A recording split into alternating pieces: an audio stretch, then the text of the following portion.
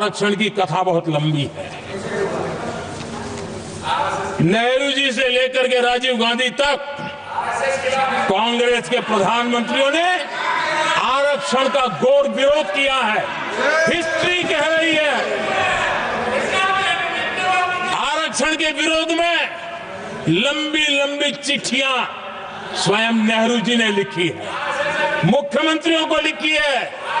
इतना ही नहीं, सदन में आरक्षण के खिलाफ लंबे लंबे भाषण इन लोगों ने किए हैं। बाबा साहब आंबेडकर समता के लिए और भारत में संतुलित विकास के लिए आरक्षण के लेकर के आए। उन्होंने उसके खिलाफ भी झंडा ऊंचा किया हुआ था। दशकों तक मंडल कमीशन के रिपोर्ट को डिब्बे में डाल दिया था। जब कांग्रेस को देश ने हटाया, जब कांग्रेस गई, तब जाकर के ओबीसी को आरक्षण मिला। तब तक ओबीसी को आरक्षण नहीं मिला।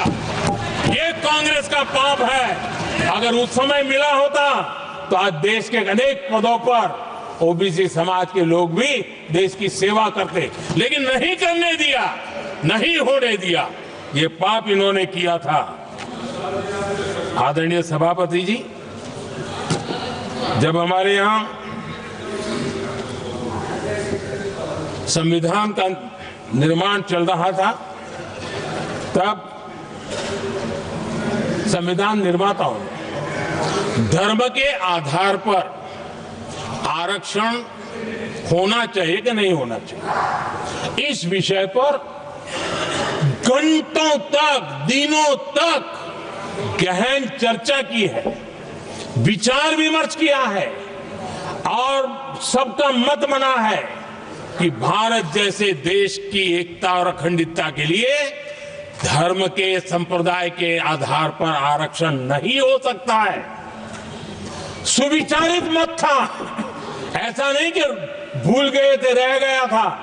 सोच विचार कर तय किया गया था कि भारत की एकता और अखंडता के लिए संप्रदाय और धर्म के आधार पर यह नहीं होगा।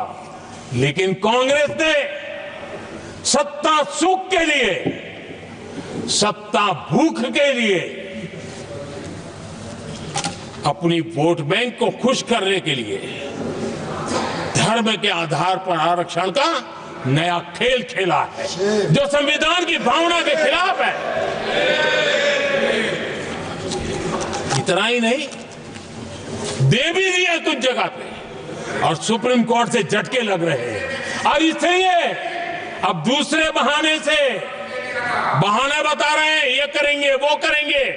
मन में साफ है, धर्म के आधार पर आरक्षण देना चाहते हैं, इसलिए खेल खेले जा रहे हैं। संविधान निर्माताओं के भावनाओं पर गहरी चोट करने का यह निर्लज्ज प्रयास है।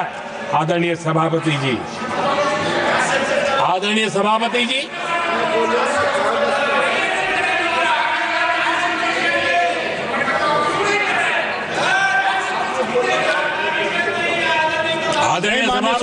बोला तो और विषय, ये तरीका ठीक नहीं। आपके नेता ने बोला, आपने बोला दोबारा बात मत करो। इसकी भी मैं चर्चा करना चाहता हूं,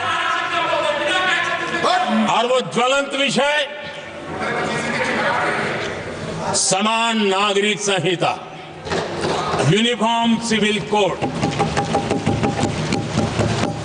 ये विषय भी संविधान सभा के ध्यान बाहर नहीं था। संविधान सभा ने यूनिफॉर्म सिविल कोड को लेकर के लंबी चर्चा की, गहन चर्चा की, और उन्होंने बहस के बाद निर्णय किया कि अच्छा होगा कि जो भी सरकार चुन करके आए वो उसका निर्णय करे और देश में यूनिफॉर्म सिविल कोड लागू करे। ये संविधान सभा का आदेश था। और बाबा साहब आंबेडकर ने कहा था, जो लोग संविधान को समझते नहीं है, देश को समझते नहीं है, सत्ता भूख सेवा कुछ पड़ा नहीं है, उनको पता नहीं है बाबा साहब ने क्या कहा था। बाबा साहब ने कहा था, धार्मिक आधार पर बने, ये मैं बाबा साहब की बात कर रहा हूं, इतना वीडियो कट करके घुमाना मत।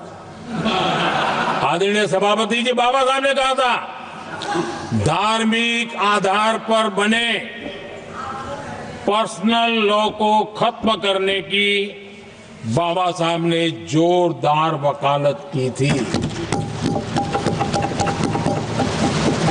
उस समय के सदस्य के.एम. मुंशी जी ने कहा था समान नागरिक संहिता को राष्ट्र की एकता और आधुनिकता के लिए अनिवार्य बताया था कमा मुंशी जी ने।